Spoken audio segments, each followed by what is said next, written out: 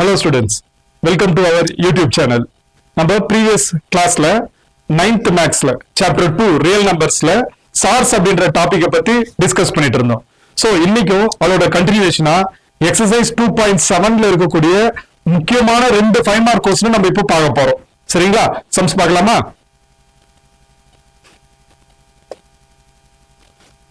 கவனிங்க. ஃபர்ஸ்ட் ஒன்னு find the value of A and B அப்படின்றான். A ஓட வேல்யூ B ஓட வேல்யூ கண்டுபிடிக்கணும்.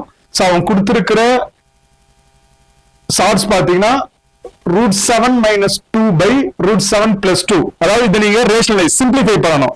அப்படி சிம்பிளிஃபை பண்ணீங்கன்னா உங்களுக்கு இது ஒரு ரிசல்ட் இந்த ஃபார்மேட்ல கிடைக்குதா. தட் இஸ் A √7 + B அப்படின்ற ஃபார்மேட்ல உங்களுக்கு இதோட ரிசல்ட் கிடைக்குது.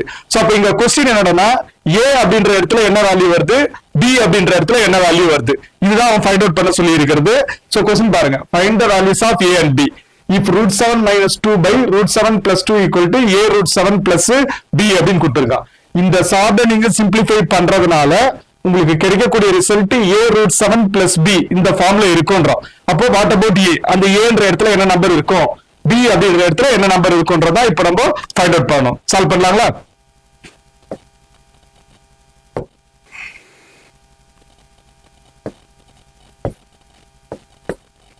சரி கவனிங்க.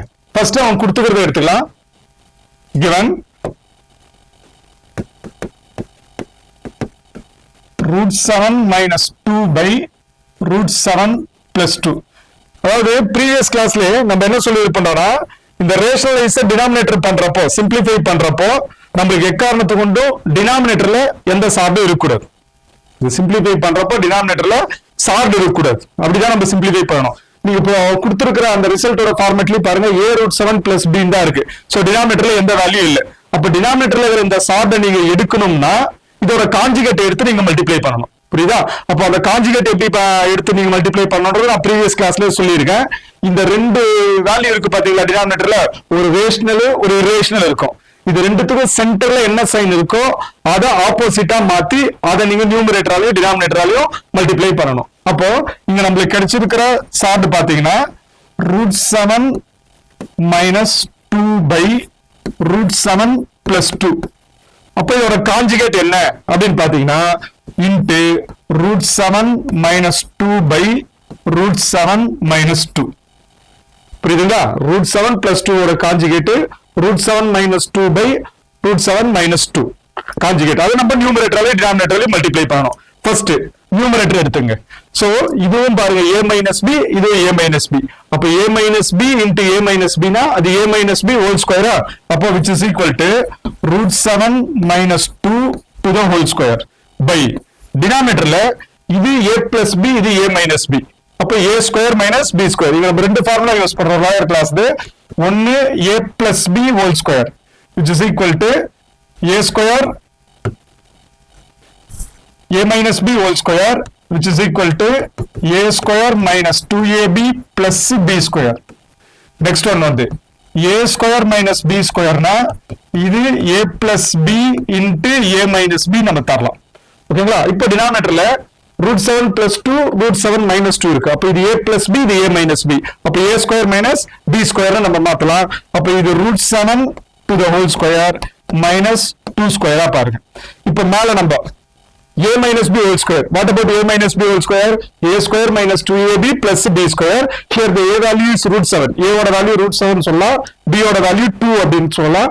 இங்க எடுத்து இந்த ஃபார்முலாவை ரீப்ளேஸ்மெண்ட் பண்றேன். சோ அப்படி ரீப்ளேஸ்மெண்ட் பண்ணனா A square, Aன்றது √7 to the whole square minus 2A. A வந்து √7 into B வந்து 2 plus B square 2 square பாருங்க by டினாமினேட்டர்ல இந்த √7 ஸ்கொயர் பண்ணீங்கன்னா 7, இந்த 2 ஸ்கொயர் பண்ணீங்கன்னா 4, சென்டர்ல மைனஸ் இருக்கு. அப்ப 7 - 4. அப்ப நியூமரேட்டர் சிம்பிளிஃபை பண்ணலாம். √7 ஸ்கொயர் பண்ணீங்கன்னா we will get the answer 7. இந்த பாருங்க, இந்த 2 இங்க ஒரு 2 இருக்கு பார்த்தா இது ரேஷனலா நம்ம ரேஷனலோட மல்டிப்ளை பண்ணிக்கலாம். அப்ப 2 × 2 4. அப்போ 4 into கூட ஒரு √7 இருக்கு. அப்போ 4√7 பிளஸ் 2 ஸ்கொயர் பண்ணீங்கன்னா 4. ஓகேவா? பை டினாமினேட்டர்ல 7 - 4 3 கிடைக்குது. ஓகேங்களா? அடுத்த ஸ்டெப்ல இந்த 7ம் 4ம் பாத்தீங்கன்னா நம்மளுக்கு ரேஷனல், அதாவது இது ரெண்டுத்தையும் நம்ம ஆட் பண்ணிக்கலாம். அப்ப 7ஓட ஒரு 4 ஆட் பண்ணனா 11 எனக்கு. அப்ப which is equal to 11 minus 4 root 7 by 3. ஓகேவா? இப்ப இந்த 3 அப்படின்றது நம்ம ரெண்டுத்துக்கும் காமன். இதுக்கு 11க்கு காமன் மைனஸ் 4 root 7க்கு காமன். அப்ப தனித்தனியா நான் பிரிச்சறேன். அப்ப 11 by 3 minus 4 by 3 into root 7. So இதுதான் நம்ம சிம்பிளிஃபிகேஷனோட ரிசல்ட். இப்போ இந்த சிம்பிளிஃபிகேஷனோட ரிசல்ட் அவன் கொடுத்திருக்கான் பாத்தியா ஃபார்மேட், என்ன ஃபார்மேட்ல வரும்ன்றான்? a root 7 plus b அப்படின்றான். அப்போ ஃபர்ஸ்ட் இதுல root 7 இருக்கு, அதுக்கு அப்புறம் தான் நம்மளுக்கு b என்ற டேர்ம் இருக்கு. அப்போ இந்த ரிசல்ட் ஜஸ்ட் மாடிஃபிகேஷன் பண்ணீங்க. minus 4 by 3 root 7 plus 11 by 3 எனக்கு கிடைக்குது. ஓகேங்களா? இப்போ கொடுத்திருக்கிற டேர்மோட நான் கம்பேர் பண்றேன். compare with a root 7 plus b. சரிங்களா? a root 7 plus b ஓட இதை நான் கம்பேர் பண்றேன். அப்படி கம்பேர் பண்ணீங்கன்னா இந்த root 7க்கு முன்னாடி என்ன இருக்கு? minus 4 by 3 இருக்கா? that is the value of a. அதுதான் நம்ம a ஓட வேல்யூன்னு சொன்னோம். b க்கு நேரா இங்க என்ன இருக்கு பாருங்க, 11 by 3 இருக்கு. அப்ப finally we can give the conclusion the a value is minus 4 by 3 and b value is 11 by 3. ஓகேங்களா? கண்டிப்பா இதை நம்ம 5 மார்க் கொஸ்டின்ல குவார்டர்லி எக்ஸாம்ல நம்ம எதிர்பார்க்கலாம். சரியா? நல்லா இந்த சம்ம ப்ரிப்பேர் பண்ணீங்க. அடுத்த கொஸ்டினுக்கு போலாம். Next, if x equal to root 5 plus 2 அப்படின்றான், x ஓட வேல்யூ root 5 plus 2 அப்படின்றான், then find the values of x square plus 1 by x square. அப்போ x ஓட வேல்யூ கொடுத்துட்டு இருந்து x square plus 1 by x square ஓட ரிசல்ட் நீங்க find out பண்ணணும். சரியா? இப்போ இதுல என்னால டைரக்டா இந்த x square plus 1 by x square ஓட வேல்யூ ஃபைண்ட் அவுட் பண்ண முடியாது.